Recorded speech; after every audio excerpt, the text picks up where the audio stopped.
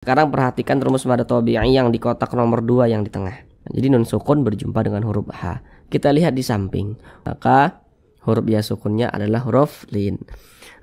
Namun sebelum itu perhatikan terlebih dahulu tanda mad yang di kotak nomor 4. Kalau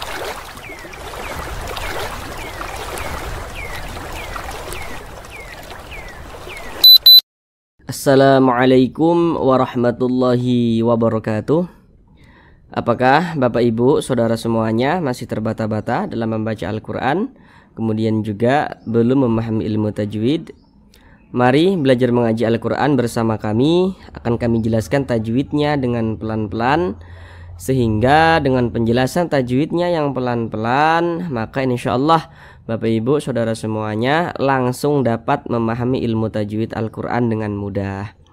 Kemudian dengan kita memahami ilmu tajwid, maka bagi Bapak Ibu saudara semuanya yang belum lancar dalam membaca Al-Quran, insya Allah secepatnya bisa segera lancar.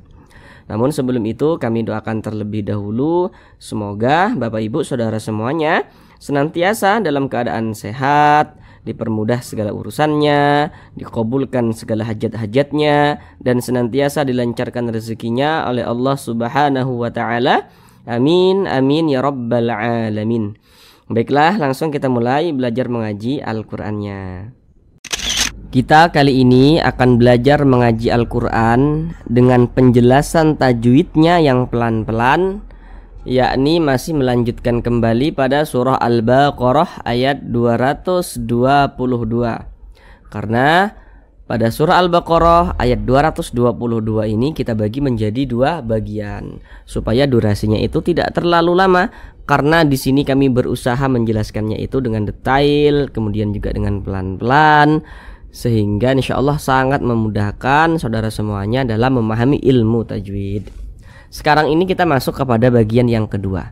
Jadi pada bagian yang kedua ini kita akan belajar dari sini, dari faida ya, di bagian kedua atau bagian yang terakhir akan belajar dari faida sampai wa yuhibbul mutatahhirin, dari sini sampai sini.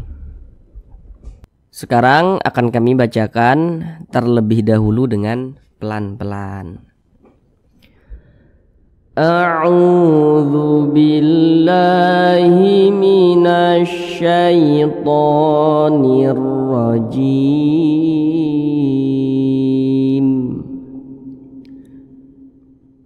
Bismillahirrahmanirrahim. Fa'idza tatahharna fa'tuhunna min haitsu amarakumullah. Innallaha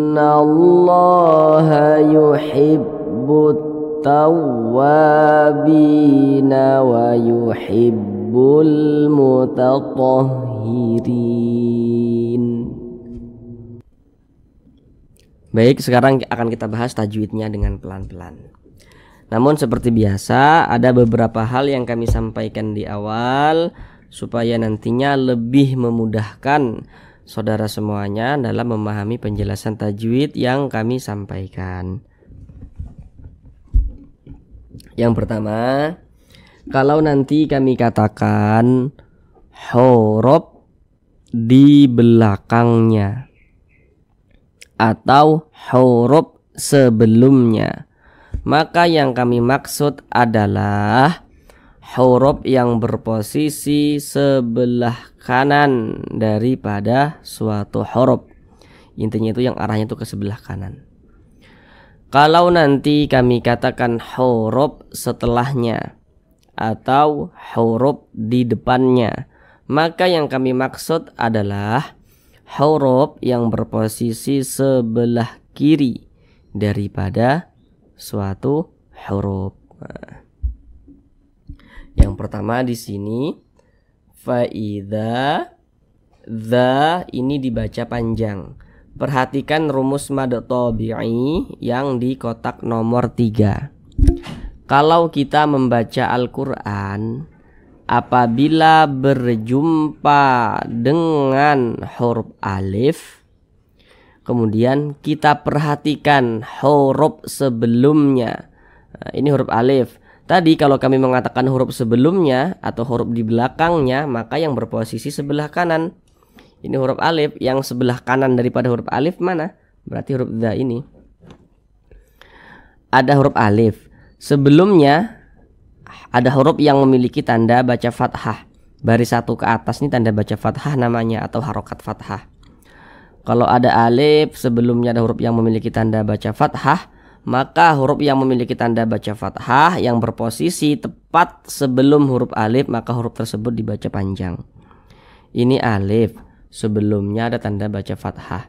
Atau ini alif, di belakangnya ada tanda baca fathah, maka huruf tersebut dibaca panjang. Nah, jadi terserah mana yang kiranya lebih mudah untuk saudara pahami dan saudara ingat, sebelumnya atau di belakangnya, begitu. Yang penting paham dan mudah untuk diingat dan juga dipahami. Ini alif, sebelumnya ada huruf yang memiliki tanda baca fathah, atau di belakangnya ada huruf yang memiliki tanda baca fathah, makanya huruf tersebut dibaca panjang. Makanya dha dibaca panjang. Secara singkatnya, rumus mad tabi'i yang di kotak nomor 3 itu, huruf alif pasangannya adalah tanda baca fathah, sehingga huruf sebelumnya itu dibaca panjang, begitu. Makanya dha dibaca panjang. Mad tabi'i panjangnya 2 harokat. 2 harokat untuk lebih mempermudah kita dalam belajar, panjangnya kira-kira 2 ketukan. 1, 2. Ketukan itu hanya sarana saja itu untuk mempermudah kita dalam belajar, dan ketukannya pun tergantung tempo bacaan kita. Fa idza tatahhar. Nah, di sini ada huruf ra sukun. Ini huruf ra, tanda sukun tuh seperti ini. Huruf sukun. Huruf sukun itu kadang disebut juga dengan huruf mati ya. Jadi huruf sukun atau huruf mati itu sama saja. Ada huruf ra sukun, ini huruf ra tanda sukun seperti ini. Kalau membaca Al-Quran berjumpa dengan huruf ra sukun, sebelumnya ada huruf yang memiliki tanda baca fathah, maka huruf ra sukunnya ini dibaca tafkhim, dibaca tebal. Ada huruf ra sukun, sebelumnya ada tanda baca fathah, maka huruf ra sukunnya ini dibaca tebal. Sehingga pangkal lisan kita itu naik terangkat ke atas ketika kita mengucapkannya. Huruf ro-nya itu ditebalkan atau kita baca tafkhim, kita baca tebal. Fa idza tatahharna fa tu dibaca panjang. Sekarang perhatikan rumus mad tabi'i yang di kotak nomor 2 yang di tengah. Kalau membaca Al-Qur'an berjumpa dengan huruf waw sukun, ini huruf waw nih, tanda sukun tuh seperti ini. Sebelum waw sukun ada huruf yang memiliki tanda baca dhammah. Maka huruf yang memiliki tanda baca dhammah yang berposisi tepat sebelum huruf waw sukun, maka dia dibaca panjang. Makanya tu dibaca panjang. Jadi secara singkatnya rumus mad tabi'i yang di kotak nomor 2 itu, huruf waw sukun pasangannya adalah tanda baca dhammah, sehingga huruf sebelumnya dibaca panjang. Jadi kalau membaca Al-Quran, lihat-lihatlah. Kalau misalkan ada huruf waw sukun, sebelumnya ada tanda baca dhammah seperti ini, maka huruf yang memiliki tanda baca dhammah yang berposisi tepat sebelum waw sukun atau di belakang waw sukun, maka dia dibaca panjang. Nah, mad tabi'i panjangnya itu 2 harokat. Fa tu hun. Nah, di sini ada huruf nun bertasydid. Ini huruf nun. Tanda tasydid itu seperti ini. Seperti angka 3 terbalik nih, tanda tasydid namanya. Nah, perhatikan di samping. Hukum nun bertasydid, hukum mim bertasydid itu hukumnya gunnah musyaddadah. Perhatikan catatan kecil di bawahnya. Itu catatan sengaja kami buat supaya saudara yang masih sangat pemula dalam belajar tajwid tidak salah dalam menentukan hukum. Tidak salah dalam menentukan hukum. Karena nanti ada huruf nun bertasydid, huruf mim bertasydid, tapi dia bukan gunnah musyaddadah karena kemasukan nun sukun, karena kemasukan tanda baca tanwin. Makanya supaya tidak keliru, kami buat catatan kecil di bawahnya itu. Kalau ada huruf nun bertasydid, kita perhatikan huruf sebelumnya. Kalau sebelumnya ada huruf yang memiliki tanda baca fathah, atau tanda baca kasrah atau tanda baca dhammah. Berarti nun atau mim bertasydidnya itu hukumnya gunnah musyaddadah. Ini nun bertasydid nih. Sebelumnya nih ada huruf yang memiliki tanda baca dhammah nih. Berarti nun bertasydidnya ini hukumnya gunnah musyaddadah. Maka cara membacanya digunnahkan. Digunnahkan, jadi suaranya itu kita tahan. Kita panjangkan sejenak. Hun, nah seperti itu. Hun, kita panjangkan 2 harokat. Hunna min haitsu amarakumullah. Nun sukun berjumpa dengan huruf H. Namun sebelum itu perhatikan dulu di samping. Kalau kita membaca Al-Quran, setiap berjumpa dengan huruf nun sukun atau berjumpa dengan salah satu tanda baca tanwin. Tanda baca tanwin bentuknya itu ada 3. Yang nomor 1 baris 2 di atas fathah tain, yang nomor 2 tuh baris 2 di bawah kasrah tain, dan yang nomor 3 itu namanya dhammah tain. Pokoknya setiap membaca Al-Quran berjumpa dengan huruf nun sukun atau salah satu tanda baca tanwin, maka kita perhatikan huruf setelahnya atau huruf di depannya tuh kita perhatikan, maka terjadilah suatu hukum tajwid. Nah, ini huruf nun tanda sukun seperti ini. Setelahnya atau di depannya di sini adalah huruf H. Jadi nun sukun berjumpa dengan huruf H. Kita lihat di samping.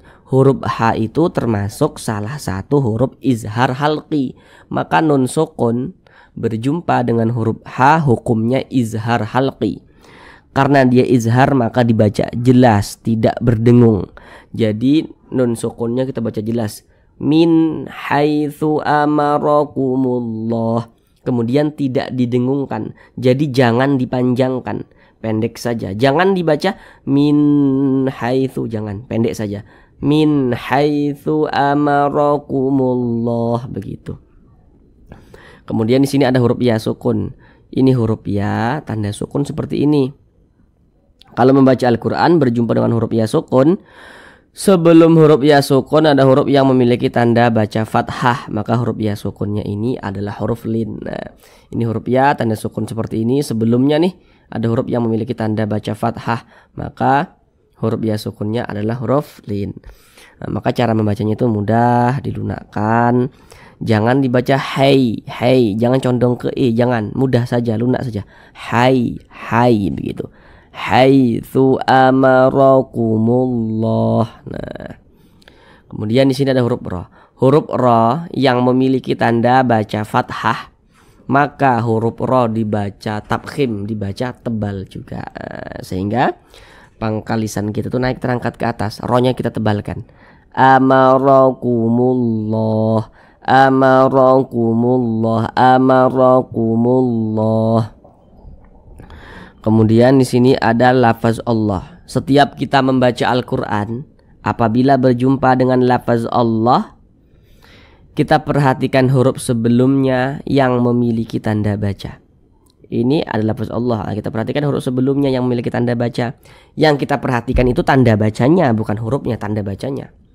Kalau ada lafaz Allah, sebelumnya ada tanda baca dhammah nih. Seperti ini tanda baca dhammah namanya nih. Atau tanda baca fathah. Tanda baca fathah seperti ini. Maka lafaz Allah tuh dibaca tebal. Ada lafaz Allah, sebelumnya ada tanda baca dhammah atau tanda baca fathah. Tapi di sini yang kita temui lafaz Allah sebelumnya tanda baca dhammah. Maka lafaz Allah dibaca tebal sehingga dibaca kumullah. Jangan dibaca kumullah, jangan, tapi ditebalkan kumullah, begitu. Kemudian di sini ada alif lam berjumpa dengan huruf lam. Kalau kita membaca Al-Quran apabila berjumpa dengan huruf alif lam, kita perhatikan setelah huruf lam atau di depan huruf lamnya itu huruf apa. Ini huruf alif, ini huruf lam, letaknya jejer dia, maka dinamakan alif lam. Kita perhatikan di depan huruf lamnya ini huruf apa. Di sini di depan huruf lam nih masih huruf lam lagi nih. Nah, kita lihat di samping, huruf lam itu termasuk salah satu huruf syamsiyah. Maka alif lam berjumpa dengan huruf lam, hukumnya adalah alif lam syamsiyah. Alif lam syamsiyah biasa disebut juga dengan idgham syamsiyah. Karena cara membaca huruf lamnya ini dia dibaca idgham. Jadi huruf lamnya tidak dibaca, makanya di sini kan tidak ada tanda bacanya nih. Langsung masuk dia ke huruf yang di depannya nih, begitu. kumullah. Kemudian loh ini namanya adalah mad arid li sukun.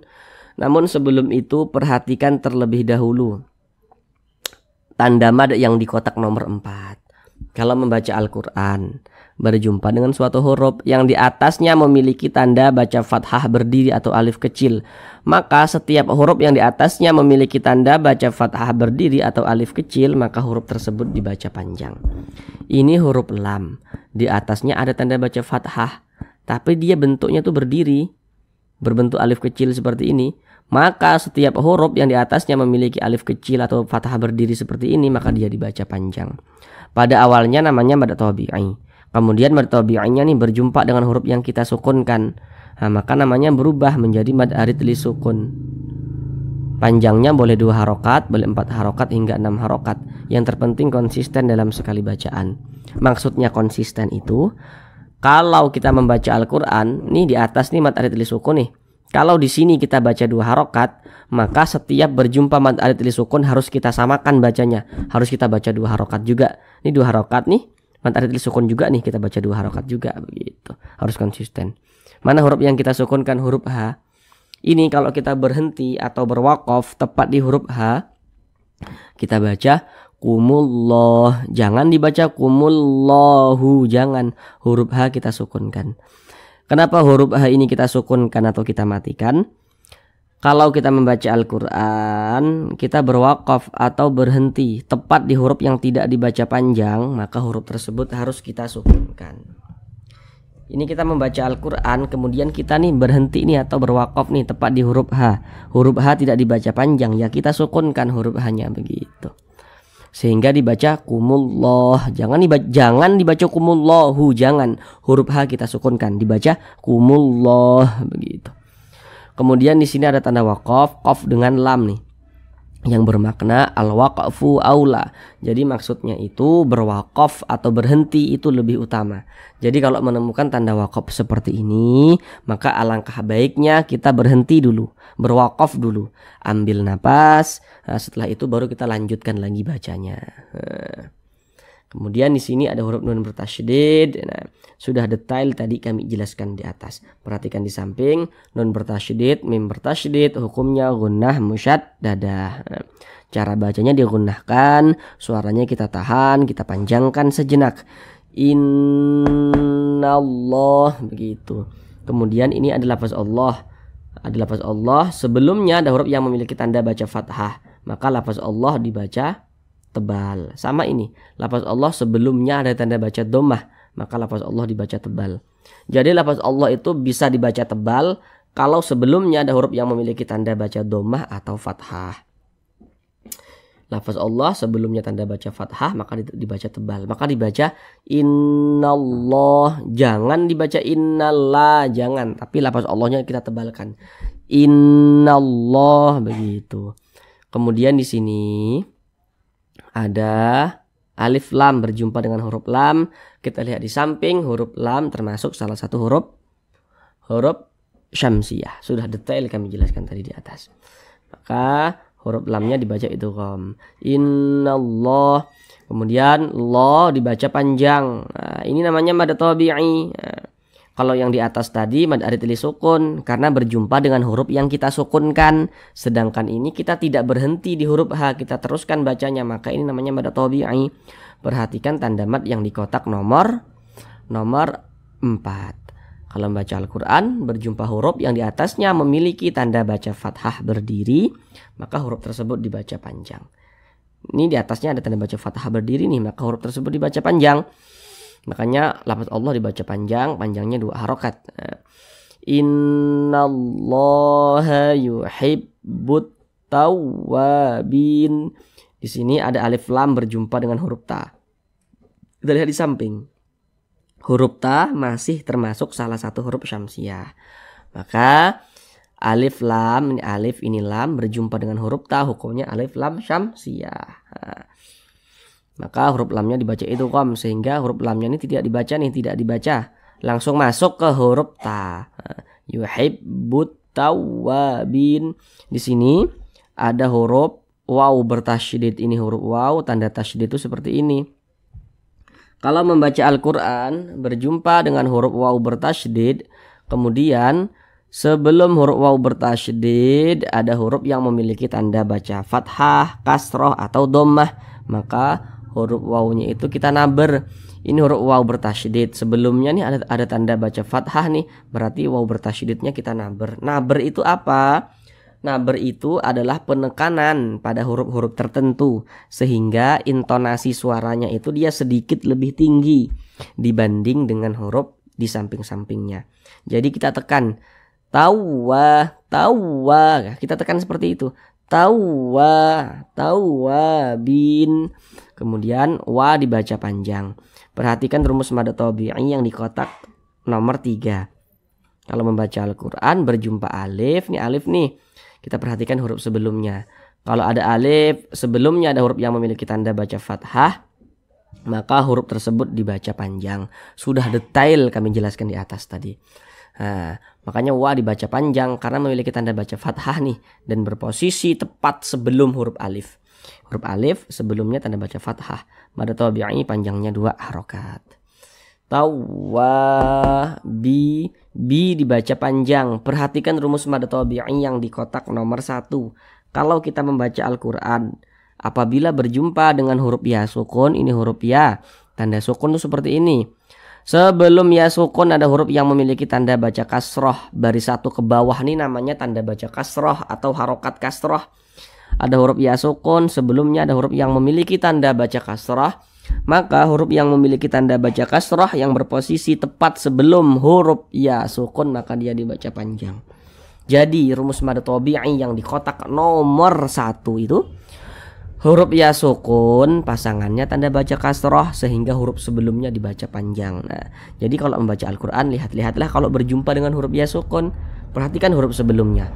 Kalau ada tanda baca kasrohnya maka dia dibaca panjang. Mad tabi'i panjangnya 2 harokat. Tawabina wa yuhibbul. Di sini alif lam berjumpa dengan huruf mim. Kita lihat di samping. Huruf mim termasuk salah satu huruf qamariyah. Maka alif lam berjumpa dengan huruf mim hukumnya adalah alif lam qamariyah. Alif lam qamariyah itu biasa disebut juga dengan izhar qamariyah. Karena cara membaca huruf lamnya ini dibaca izhar. Ini huruf lamnya dibaca izhar. Dibaca jelas, terbaca dia dengan jelas. Kalau syamsiyah tadi huruf lamnya kan dia tidak dibaca tuh, langsung masuk ke di depannya. Kalau qamariyah huruf lamnya dibaca. Wa yuhibbul, nah, ada huruf lamnya kan. Wa yuhibbul mutatahhirin. Nah, huruf ra yang memiliki tanda baca kasroh dibaca tipis, dibaca tarkik sehingga pangkalisan kita tuh tidak naik terangkat ke atas. Jadi kita tipiskan huruf ra-nya. Hirin, hirin begitu. Rin ini namanya mad arid li sukun. Perhatikan rumus mad tabi'i yang di kotak nomor 1 terlebih dahulu. Kalau membaca Al-Quran berjumpa dengan huruf ya sukun, ini huruf ya tanda sukun seperti ini. Sebelumnya ada huruf yang memiliki tanda baca kasroh. Maka huruf yang memiliki tanda baca kasroh yang berposisi tepat sebelum huruf ya sukun dibaca panjang. Kemudian mad tabi'inya berjumpa dengan huruf yang kita sukunkan, maka namanya berubah menjadi mad arid lis sukun. Panjangnya boleh 4, boleh 2, boleh 6. Yang terpenting konsisten dalam sekali bacaan. Mana huruf yang kita sukunkan? Huruf nun. Kenapa disukunkan? Karena kita berwakaf tepat di huruf yang tidak dibaca panjang, maka huruf tersebut kita sukunkan. Kita berhenti tepat di huruf nun. Huruf nun tidak dibaca panjang, makanya kita sukunkan. Sehingga dibaca mutatahhirin. Jangan dibaca hirina, jangan. Tapi dibaca hirin, begitu. Sekarang kita ulang sekali lagi dari awal pelan-pelan. Fa'idha tatahharna fa'tuhunna min haitsu amarakumullah. Innallaha yuhibbut tawwabina wa yuhibbul mutatahhirin. Cukup sekian pembelajaran kita pada kali ini. Supaya tidak sia-sia dengan apa yang telah kita pelajari, maka senantiasa menyempatkan waktu untuk membuka Al-Quran dan membacanya, kemudian menerapkan apa yang telah kita pelajari. Terima kasih. Assalamualaikum warahmatullahi wabarakatuh.